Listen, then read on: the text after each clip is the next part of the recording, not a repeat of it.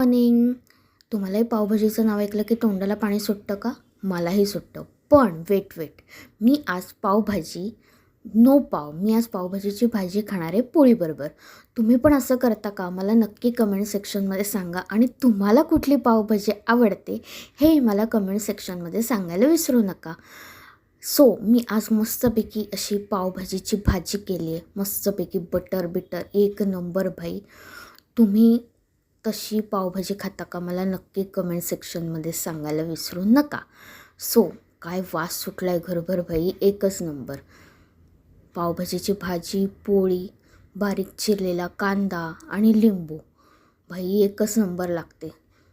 तुम्ही नक्की ट्राय करा अशी. आणि संध्याकाळी मी निघाले होते ग्राहकपेठला. आमच्या इथे ग्राहकपेठ लागली होती. तुम्ही जर पार्ल्यात राहत असाल तर सुभाष रोडला ग्राहकपेठ लागली आहे, नक्की भेट द्या. आणि तुम्ही जर जाऊन आला असाल तर नक्की मला कमेंट सेक्शनमध्ये सांगायला विसरू नका. छान असे इयरिंग्स, बँगल्स, ज्वेलरी इतकी सुंदर होती ना की काय सांगू. मस्तपैकी सगळे ग्राहकपेठ छान फिरून झाली. एक राऊंड मारला, घेतलं तर काहीच नाही. आणि संध्याकाळी अहोंबरोबर छान अशी शेवपुरीची एक ट्रीट झाली. मस्तपैकी शेवपुरी एन्जॉय केली. आणि शेवपुरी स्नॅक्स खाल्ल्यानंतर कुछ तो मिठाई बनता है ना भाई. आम्ही गेलो होतो ऑब्वियसली नॅचरल आईस्क्रीम. मस्तपैकी आईस्क्रीम एन्जॉय केलं. आणि अजूनही तुम्हाला माझ्या चॅनलला फॉलो केलं नसेल तर नक्की फॉलो करा. भेटू पुढच्या ब्लॉगमध्ये. तोपर्यंत बाय. प्लीज चॅनलला फॉलो करा. मग तुम्हाला माझा व्हिडिओ आवडत असेल तर नक्की फॉलो करा. बाय.